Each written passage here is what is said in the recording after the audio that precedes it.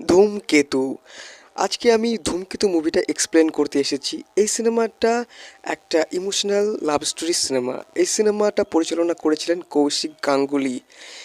আপনারা দেবের অনেক রকম সিনেমা দেখেছেন, তবে এই সিনেমাটার গল্প শুনলে আপনি এক অন্যরকম অনুভূতি পেতে পারেন, সেটা আমি বলতে পারি। এই সিনেমাটা অ্যাকচুয়ালি খুবই দুঃখজনক সিনেমা। তো এই সিনেমাতে অভিনয় করেছিলেন দেব, শুভশ্রী গাঙ্গুলি, পরমব্রত ও আরও অনেকে। আর এই মুভিটা মুক্তি পেয়েছিল 14ই আগস্ট 2025 সালে। এই সিনেমাটা প্রডিউস করেছিলেন রানা সরকার এবং দেব। এই সিনেমাটার বাজেট হচ্ছে 4 কোটি প্লাস, আর এই সিনেমাটার বক্স অফিস কালেকশন হচ্ছে 28 কোটি প্লাস। তো বক্স অফিস কালেকশন শুনে আপনারা হয়তো বুঝতে পারছেন যে সিনেমাটা কতটা জনপ্রিয়তা পেয়েছিল। তো সিনেমার গল্প আমি অবশ্যই বলবো। তো যে আমার চ্যানেলে নতুন তার কাছে অনুরোধ, চ্যানেলটি সাবস্ক্রাইব করবেন। আপনাদের সাপোর্ট আমার অবশ্যই দরকার।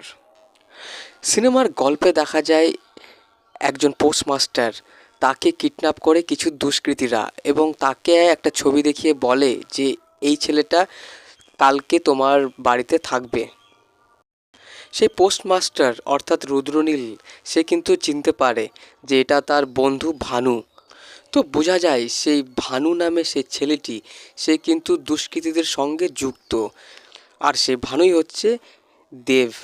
আর সে পোস্টমাস্টারের সঙ্গে সে ভানু কিন্তু ছদ্মবেশে সে দেখা করে এবং সে একটা বয়স্ক লোকের ছদ্মবেশে আসে এবং ভানুকে সে তার পরিচয় দেয় এবং সে বলে যে এখানে তার একটা কাজ আছে এবং কিছু ব্যাপারও আছে যার জন্য থাকতে হবে।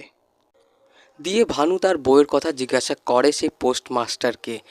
দিয়ে সেই পোস্টমাস্টার বন্ধু তাকে বলে যে তার বউয়ের বিয়ে ঠিক করেছে তার বাবা।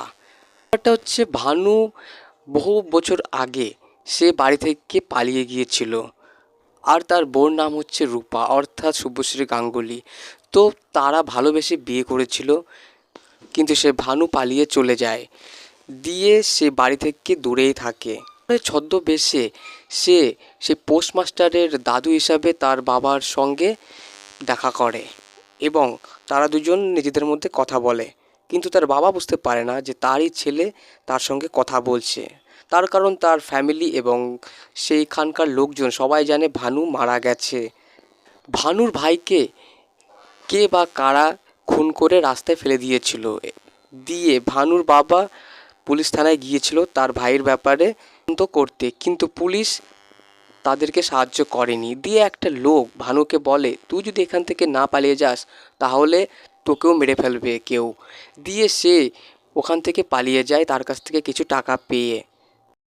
পরে সে অরুণাচল প্রদেশে দুষ্কৃতীদের সঙ্গে যুক্ত হয়ে পড়ে এবং সে তাদের ওই এলাকায় আসে একটা কাজে, একজনকে সে মারতে আসে। ভানুর বাবার কিছু পয়সার সমস্যা হয়ে দাঁড়ায়, আর ভানু তার ওই পোস্টমাস্টার বন্ধুকে দিয়ে সে একটা চিঠি আর 25 লক্ষ টাকা তার বাবার কাছে দেওয়ার ব্যবস্থা করে দেয়। আর তার বাবা সে দুঃখ পেয়েও সে টাকাটা নেয়, তার কারণ তার আর্থিক অবস্থা একটু খারাপ ছিল। পরে একদিন ভানু তার মাকে সে দেখতে যায় এবং তার মাকে সে দেখে এবং সে অনেক দুঃখ পায়, কিন্তু তার পরিবারের কেউ জানে না যে সে বেঁচে আছে। তো ভানু ও রূপা অর্থাৎ শুভশ্রী ও দেবের একটি মেয়ে থাকে, সেটা ভানু জানতে পারে না, পরে জানতে পারে। দিয়ে সেই মেয়েটাকেও সে একবার দেখতে চায় মরার আগে। পরে ভানু তার বউয়ের সঙ্গে যে ছেলেটার বিয়ে হবে তার সঙ্গে দেখা করে এবং তাকে বলে যে এই 15 লক্ষ টাকা নাও আর আমার মেয়ের ভবিষ্যৎটা যাতে উজ্জ্বল হয় সেই ব্যবস্থা করে দিও।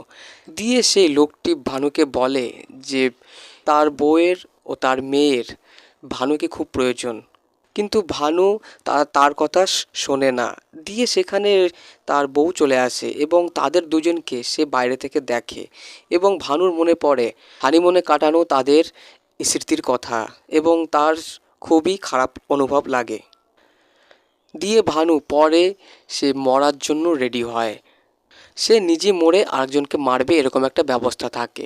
তো যেদিনকে সে মারা যাবে সেদিনকেই তার বউয়ের বিয়ে সেই ছেলের সঙ্গে।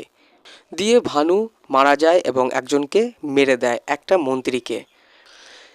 দিয়ে মরার আগে তার ভাইকে যে মেরেছিল, তাদের পরিবারকে যে কষ্ট দিয়েছিল তাকেও সে মেরে ফেলে। তো ওই মুভিতে দুঃখের বিষয় হচ্ছে তার পরিবার জানে যে তার ছেলে মারা গেছে, অথচ সেই ছেলে ছদ্মবেশে তাদের কাছে আসতো, তাদের সঙ্গে দেখা করত, কিন্তু তার বউর সঙ্গে তার দেখা হয়নি সেইভাবে। আর তার বউয়ের বিয়ের দিনে সে মারা যায়। তো বন্ধুরা, এই ছিল সিনেমার সংক্ষিপ্ত কাহিনী। আমি খুবই অল্প সময়ের মধ্যে গল্প বানাই যাতে আপনাদের কম সময়ে খরচ হয়। এই সিনেমাটা পরিচালনা করেছিলেন কৌশিক গাঙ্গুলি এবং তিনি এই সিনেমার গল্প লিখেছিলেন। এই সিনেমাটা মুক্তি পেয়েছিল 14ই আগস্ট 2025 সালে। দেবের ক্যারেক্টার ছিল অন্য সব সিনেমা থেকে অনেকটাই ভিন্ন। দেব শুভশ্রীর সিনেমা আপনারা অনেকে দেখেছেন, তবে এই সিনেমা যে দেখেনি আমার মনে হয় তার কাছে এই গল্পটা একটু আলাদা লেভেলের মনে হতে পারে।